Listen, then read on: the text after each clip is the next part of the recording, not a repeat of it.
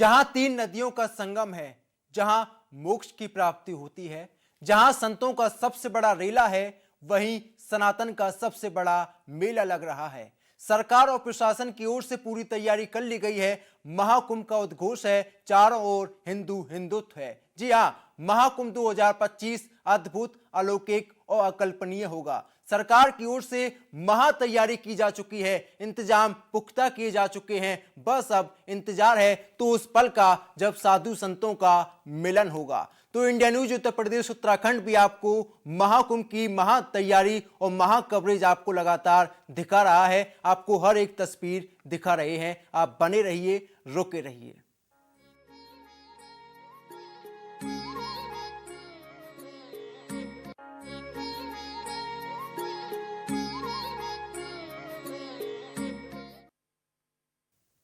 तो यूपी के प्रयागराज में महाकुंभ की तैयारियां जोरों शोरों से चल रही हैं। इसके लिए महाकुंभ मेला जिले का निर्माण भी किया गया है। प्रयागराज में हर 12 साल में महाकुंभ का आयोजन किया जाता है। आपको बता दें कि महाकुंभ दुनिया के सबसे बड़े धार्मिक मेलों में से एक है और हिंदू धर्म के लिए काफी पवित्र माना जाता है। प्रयागराज में गंगा, यमुना और सरस्वती के पवित्र संगम तट पर इसका आयोजन होता है। महाकुंभ 2025 की तैयारियां इसमें जोर शोर से चल रही हैं, तो वहीं देश दुनिया के सभी संत, महात्मा और महामंडलेश्वर प्रयागराज के कुंभ क्षेत्र में आ रहे हैं और अपनी कुटी और शिविर की तैयारियों में जुटे हैं। तो आज हम बात करेंगे, हमारे साथ इसमें मौजूद हैं जो महामंडलेश्वर हैं प्रेमानंद पुरी जी महाराज, जो अपने बयानों से, अपनी बातों से देश दुनिया में एक अलग पहचान बनाई, क्योंकि हिंदू राष्ट्र और हिंदुओं की रक्षा के लेके उनका संकल्प है कि हिंदू जो है, हिंदुओं की रक्षा होनी चाहिए। उसके लिए उन्होंने संकल्प लिया है और उन्हीं से हम जानते हैं कि महाराज जी आए हैं, उन्हीं से हम पूछते हैं। महाराज जी महाकुंभ में अब आए हैं और किस तरह की यहाँ पे चीजें, तैयारियां आपकी यहाँ पे शिविर में शुरू हुई है महाराज जी? सबसे पहले तो मैं इंडिया न्यूज़ को साधुवाद देना चाहता हूँ, जो कि इतना सजग है कि संस्कृति के प्रचार के लिए दिन रात ये लोग काम कर रहे हैं। दूसरी बात ये है कि ये कुंभ क्यों होता है। कुंभ इसलिए होता है कि सनातन की रक्षा कैसे की जा सके, सनातन में आगे क्या गतिविधियां हों, क्या शिक्षाएं हों, क्या क्रियाएं हों, क्या कैलेंडर हो हमारा, तो इन सब बातों के लिए इस कुंभ मेले का आयोजन किया जाता है।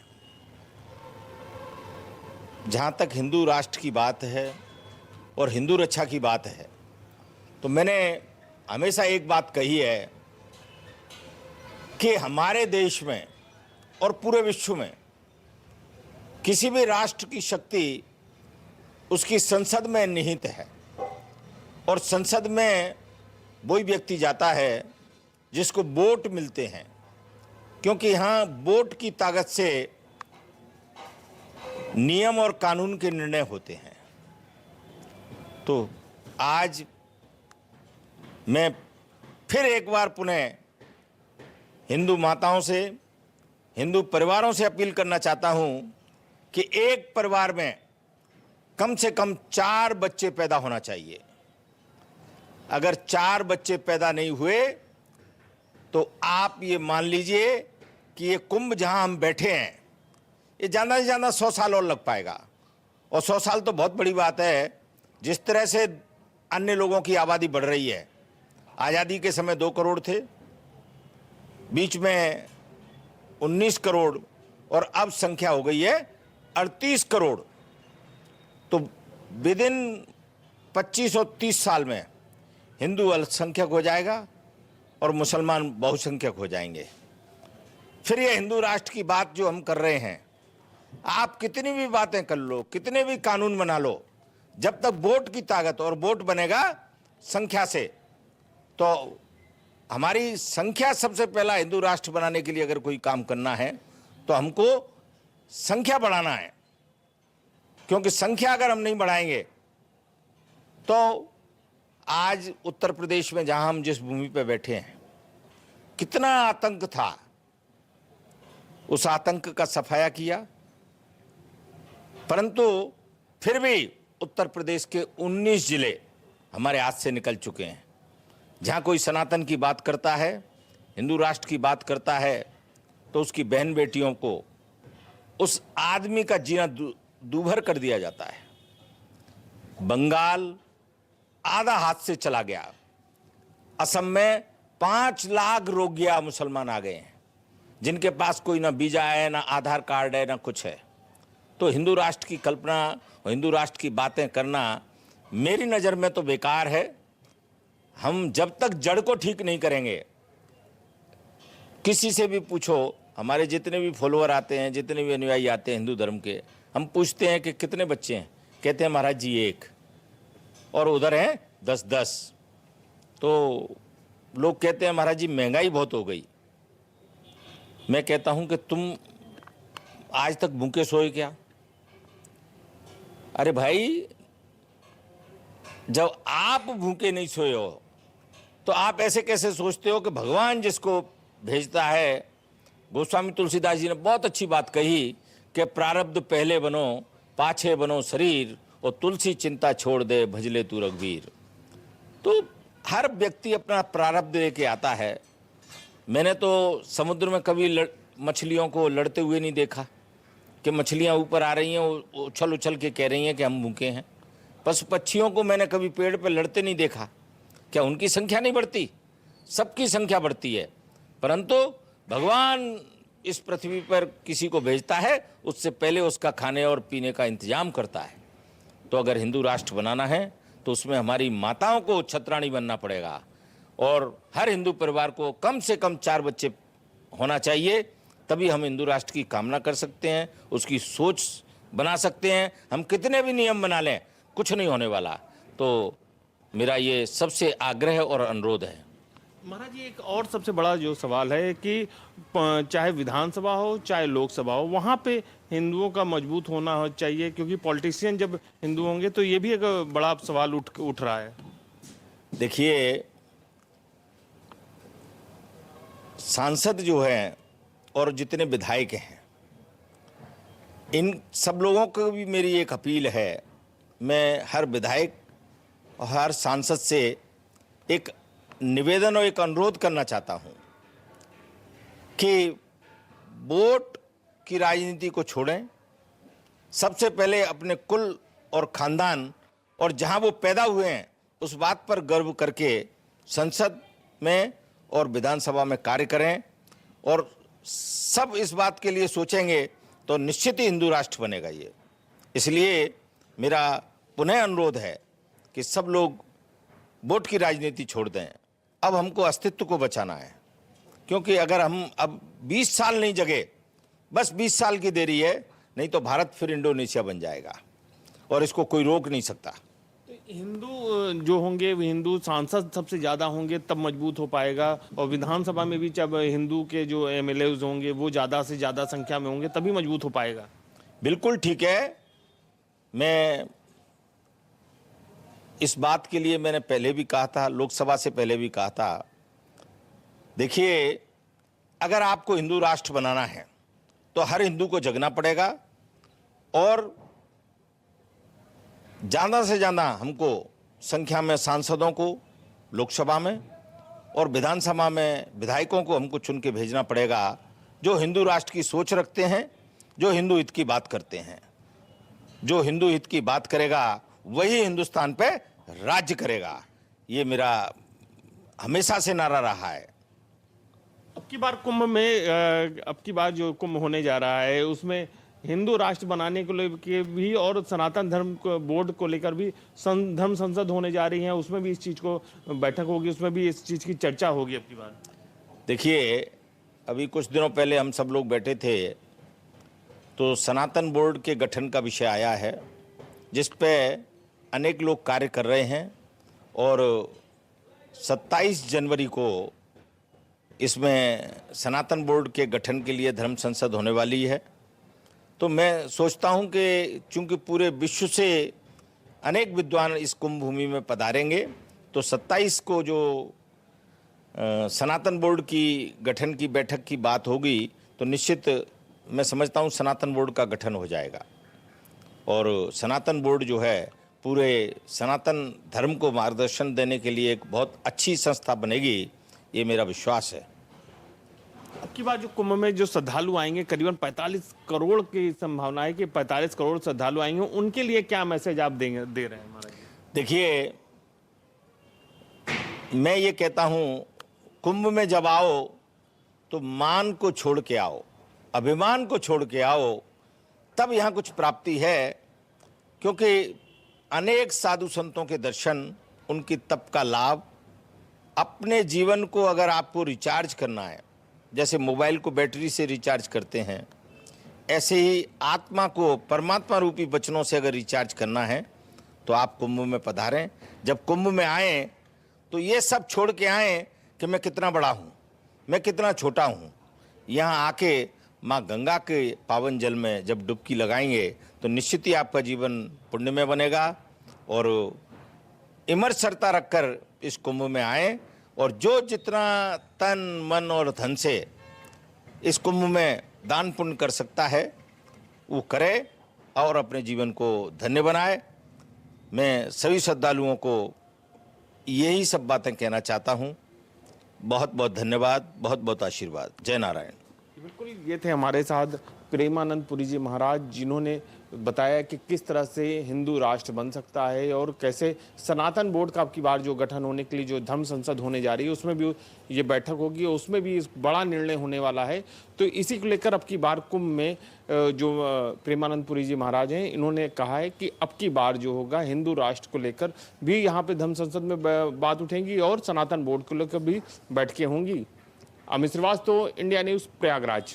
महाकुंभ को लेकर एक तरफ उत्तर प्रदेश शासन जहां जोर शोर से तैयारी में जुटा हुआ है, तो वहीं हर विभाग को खास दिशा निर्देश जारी किए गए। इसमें परिवहन विभाग भी शामिल है और हम इस वक्त खड़े हैं कानपुर के आरटीओ में और अब बात करते हैं। यहाँ आरटीओ साहब हमारे साथ मौजूद हैं, जिनका नाम है आलोक कुमार सिंह। ये हमें बताते हैं कि महाकुंभ को लेकर क्या कुछ तैयारी कर रखी है कानपुर के परिवहन विभाग में। सर, महाकुंभ चूंकि बहुत ही जल्द है, अब आने ही वाला है, तो इसको लेकर क्या दिशा निर्देश आपको प्राप्त हुए हैं यहाँ परिवहन विभाग के? ऐसा है कि इसके बारे में अभी 2 दिन पूर्व माननीय परिवहन मंत्री जी की बैठक हुई थी और वीडियो कॉन्फ्रेंसिंग के माध्यम से हमको दिशा निर्देश प्राप्त हुए हैं। बैठक के अंदर जो हमको दिशा निर्देश प्राप्त हुए हैं उसमें सबसे महत्वपूर्ण बात यह है कि ये एक ऐसी बैठक थी जिसमें जिला प्रशासन, पुलिस और परिवहन विभाग के अंतर्गत परिवहन अधिकारी और उसके साथ साथ यूपीएसआरटीसी जो रोडवेज बसेज हैं उसके कर्मचारी अधिकारी भी इसमें शामिल हुए थे। तो उसमें जो दिशा निर्देश प्राप्त हुए हैं वो ये हैं, सबसे महत्वपूर्ण, कि एक तो कोई भी ऑपरेटर, बस ऑपरेटर्स हैं, वो किसी भी प्रकार से बस का जब संचालन करेंगे, जो कि कुंभ में जाएंगे, बहुत आस्था का सैलाब है, उसमें बहुत से तीर्थयात्री पहुंचेंगे, तो बस को बहुत ही स्वच्छ रखें, साफ़ रखें और उसके कागजात एकदम पूरे रखें। और दूसरी बात सबसे महत्वपूर्ण है कि बस में जो ड्राइवर और कंडक्टर्स हैं वो पूरी बावर्दी दुरुस्त हों, पूरे अपने ड्रेस में, यूनिफॉर्म में होने चाहिए। और साथ ही साथ जितने तीर्थयात्री हैं उनको किसी प्रकार की रास्ते में असुविधा ना हो, उनका व्यवहार बहुत मधुर होना चाहिए और किसी भी प्रकार से वाहनों में फूहड़ गीत इत्यादि या इस प्रकार के गीत नहीं चलने चाहिए। धार्मिक धुन का प्रचार प्रसार होना चाहिए, वही चलनी चाहिए। और साथ ही बस पे आगे पीछे जो भी उनके शीशे हैं, जो विंड स्क्रीन है, रियर स्क्रीन है, उसके ऊपर दिव्य महाकुंभ का लोगो लगा होना चाहिए। और साथ ही अपनी यथाशक्ति, यथानुसार उसको फूलों से भी थोड़ा बहुत सजाना अनिवार्य है। कितनी जो है बसें यहाँ से महाकुंभ के लिए जा रही हैं? देखिए, उसमें तो ये है कि जो प्राइवेट सेक्टर की जो बसेज हैं उसकी तो संख्या अभी से निर्धारित कर पाना थोड़ा मुश्किल है कि कितने लोग यहाँ से जाएंगे, परंतु जो रोडवेज़ की बसेज हैं वो 7000 बसेस का पंजीयन हो रहा है और रोडवेज़ की बसेस का निरंतर पंजीयन कानपुर में हो रहा है। और मुझे लगता है कि उसी परिप्रेक्ष्य में अगर देखा जाए तो यहाँ से भी अच्छी खासी तादाद में बसेस जाएंगी। और हमारे द्वारा माननीय परिवहन मंत्री जी के निर्देश के अनुसार सारे ऑपरेटर्स की बैठक बुला ली गई है, उनको निर्देशित कर दिया गया है, जो भी हमको आदेश मिला है उसका अक्षरशः पालन करें। और तीर्थयात्रियों के साथ, चूँकि आस्था का 12 वर्ष के बाद ये दिव्य महाकुंभ का आयोजन हो रहा है, उसमें किसी भी प्रकार से कोताही न बरती जाए और यात्रियों को पूरी तरह से सुरक्षित और सुखमय और अच्छा धार्मिक सफ़र प्रदान किया जाए। बहुत बहुत शुक्रिया। तो ये थे हमारे साथ ARTO आलोक कुमार सिंह, जिन्होंने हमको बताया कि महाकुंभ को लेकर कानपुर का भी जो है परिवहन विभाग पूरी तरीके से तैयार है और पूरा मुख्यमंत्री के जितने भी दिशा निर्देश दिए गए हैं परिवहन मंत्री के द्वारा, तो वो सारे दिशा निर्देशों पर पूरी तरीके से अमल किया जाएगा, ताकि जितने भी यात्री यहाँ महाकुंभ में शिरकत करने के लिए जाएं, वो उनका जो यात्रा है वो सुखद, मंगलमय और सुरक्षित हो। कैमरा पर्सन आनंद जैस के साथ जेबा खान, इंडिया न्यूज़, कानपुर। हम इस वक्त हरदोई के रोडवेज डिपो पर हैं। कार्यशाला है यहाँ पर, एक जो बसें मेंटेन हो रही हैं कुंभ के लिए। आपको बता दें कि 13 जनवरी से लेकर 26 फरवरी तक महाकुंभ का आयोजन प्रयागराज में किया जा रहा है।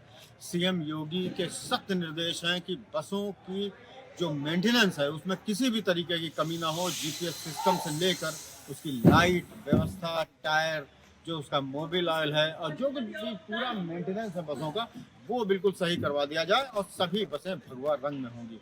हमारे साथ यहाँ के जो कार्यभार देख रहे हैं बसों का मेंटेनेंस का, उनसे जानते हैं कि सर अपना पहले नाम पता है, उनसे जानते हैं कि क्या व्यवस्था है, कितने दिनों में बसें तैयार होंगी। सर मेरा नाम शशिकांत राम, जूनियर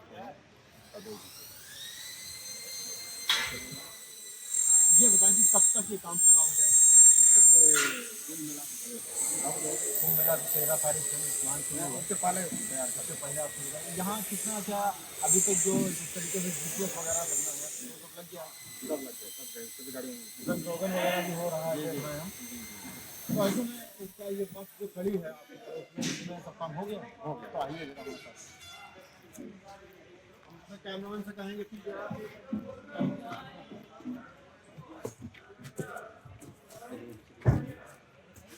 तो ये बस है जो तैयार हो चुकी है। अंदर आ जाए, कैमरामैन से कहेंगे अंदर आ जाए। ये बस पूरी तरीके से तैयार हो चुकी है और आपको बता दें इधर अब हम आपको दिखाते हैं कि यहाँ पे जो ट्रैकिंग सिस्टम लगा है, ये देखिए यहाँ पे कैमरामैन से कहेंगे दिखाएं।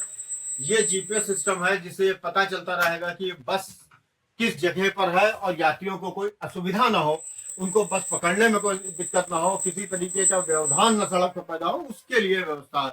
आपको बता दें सीटों के यहाँ से 110 बसें जाएंगी और टोटल आसपास से कितने सर वो हैं, जैसे 410 बसें कुल टोटल जा रही हैं।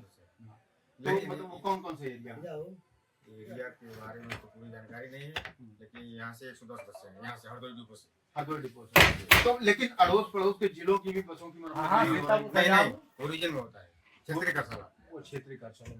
तो ये इस तरीके से, बाकी आपको दिखाते हैं, इस तरफ देखते हैं, कैमरा उनसे कहेंगे इधर देखिए, फिल्टर वगैरह भी सब चेंज हो रहा है और ये गद्दी ठीक है, गद्दी काम चल रहा है। हाँ स्लीपर वाली है, वो कोई दिक्कत वाली बात नहीं। बाकी इसमें जो मेडिकेटेड वो सब होगा वो भी सब रहेगा, है ना। चलिए आइए और नीचे। तो आपने देखा कि ये बस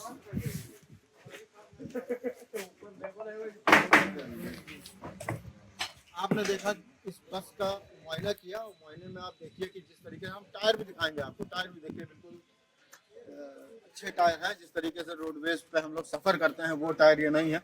ये बस चूंकि ये कभी कंप्लीट नहीं हुई ना, कंप्लीट हो गई, तो अभी इसका रंग वगैरह हम हो गया है इसका, नहीं आ रही है।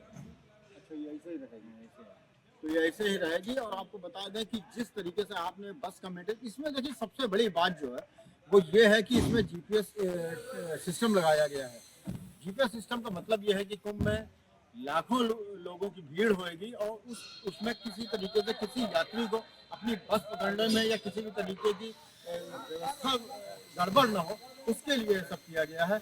और सीएम का सख्त आदेश है सरकार का कि कुंभ मेले में किसी भी यात्री को किसी भी तरीके से कोई भी परेशानी नहीं होनी चाहिए। उसके लिए हरदोई का जो कार्यशाला है वो पूरी तरीके से तैयार है। और आने वाले कुंभ के लिए इंडिया न्यूज़ की आप सभी को बहुत बहुत हार्दिक शुभकामनाएं और उम्मीद करते हैं कि पूरे उत्तर प्रदेश के हर डिपो से जो बसें जाएंगी उसमें लोग अब चैन के साथ आराम से सुरक्षित होकर कुंभ का स्नान करेंगे और आनंद लेंगे। हरदोई से इंडिया न्यूज़ के लिए आलोक सिंह की रिपोर्ट। महाकुंभ की भव्य तैयारी चल रही है, लेकिन क्या आपको पता है कि इस बार का महाकुंभ कितना भव्य, कितना दिव्य है और किस तरीके से डिजिटलाइज कर दिया गया है पूरे महाकुंभ को। आप किसी भी इलाके में हो, कहीं पर भी हो, आप महाकुंभ देख सकते हैं और जान सकते हैं कि आखिर महाकुंभ क्या है। लेकिन आज इस समय जब महाकुंभ की तैयारी चल रही है, सभी अखाड़े प्रिपरेशन कर रहे हैं कि इस बार जो महाकुंभ है भव्य और दिव्य हो सके, उसमें बाबा भी हाईटेक हो गए हैं। और ये हाईटेक कैसे हुए हैं? इनके हाथों में आपको वॉकी टॉकी नजर आएगी, जिससे ये निर्देश दे रहे हैं। बाबा निर्देश देते हुए नजर आएंगे और इस निर्देश देने के साथ साथ क्या प्रक्रिया चल रही है, क्या काम हो रहा है, ये हाईटेक पूरी तरीके से दिखते हुए नजर आ रहा है। अब देखिए मेरे चारों तरफ भी आप जब देखेंगे तो आपको नजर आएगा कि जो बाबा लोग हैं उनके हाथों में वॉकी टॉकी है। इस वॉकी टॉकी के जरिए वो निर्देश दे रहे हैं, क्योंकि इस समय पूरी तरीके से महाकुंभ की तैयारी चल रही है और महाकुंभ की तैयारी में हर जो प्रक्रिया है वो इस वॉकी टॉकी से की जा रही है। क्योंकि महाराज जी हमारे साथ है। महाराज जी, आप भी एकदम हाईटेक हो चुके हैं, सिचुएशन के हिसाब से चेंज हो गया माहौल एकदम। नहीं नहीं, बाबा हाईटेक नहीं है, हाँ। महाकुंभ हाईटेक है। जी। बाबा बाबा ही रहेंगे, हम संत है, महात्मा है, हम संत ही रहेंगे। बल्कि थोड़ा इसका प्रयोग किया जा रहा है। हमारे माननीय प्रधानमंत्री जी, हमारे माननीय मुख्यमंत्री जी का विजन है कि हमारा जो महाकुंभ हो दिव्य हो, भव्य हो, स्वच्छ हो और डिजिटल हो। और जब डिजिटल वाली बात आती है तब हमारा मोबाइल आ रहा है, हमारा कैमरा आ रहा है, हमारा ड्रोन आ रहा है और हमारा वॉकी टॉकी आ रहा है। महाराज जी, इससे कितनी मदद मिलती है? वॉकी टॉकी से इतना पूरा एरिया है, देखिए, कैसे कवर मैं करते हैं? कहना चाहूंगा जो वॉकी टॉकी है 8 किलोमीटर के एरिया में हमारी बात हो रही है। आपने देखा होगा हमारा सेक्टर नंबर 14 यहाँ से 6 किलोमीटर दूर है और हमें जो भी बातचीत करनी है वॉकी टॉकी से ही बात होगी। यहाँ रेत ही रेत है, वहाँ जाने में हमें आधा घंटा लगता है। वॉकी टॉकी से पता करते कितनी लेबर वहाँ है, हमारे टीन सेट कितने लगे, हमारे शौचालय बने नहीं बने, जितने भी काम है। देखिए यहाँ रेत है, रेत में क्या होगा, पंडाल बनेगा, शौचालय बनेगा, भंडार बनेगा, कोठार बनेगा, यही चीजें बनेगी। उसके लिए वॉकी टॉकी का प्रयोग हो रहा है। महाराज, इस समय के हिसाब से आप लोग बदले हैं, क्योंकि पहले कहते थे कि महात्मा लोग तो मन से कनेक्ट हो जाते थे दूसरे इलाकों में। नहीं नहीं, हम नहीं बदले, महात्मा महात्मा रहेंगे। हम भगवान शंकर के भक्त है, भगवान शंकर के गण है। कनेक्टिविटी अभी भी है कि नहीं? नहीं, वो तो अलग है। वो जब हम ध्यान में बैठेंगे तब वो अलग इश्यू है। लेकिन अब जब हमें कोई काम करना है, हम संसार में है इस समय, तो संसार में हमें जो यहाँ ये बनाए गए वॉकी टॉकी है, माइक है, कैमरा है, इसका प्रयोग करना पड़ेगा। सबका उपयोग करना आप लोगों के लिए बहुत ज्यादा जरूरी हो चुका है लगता है। देखिए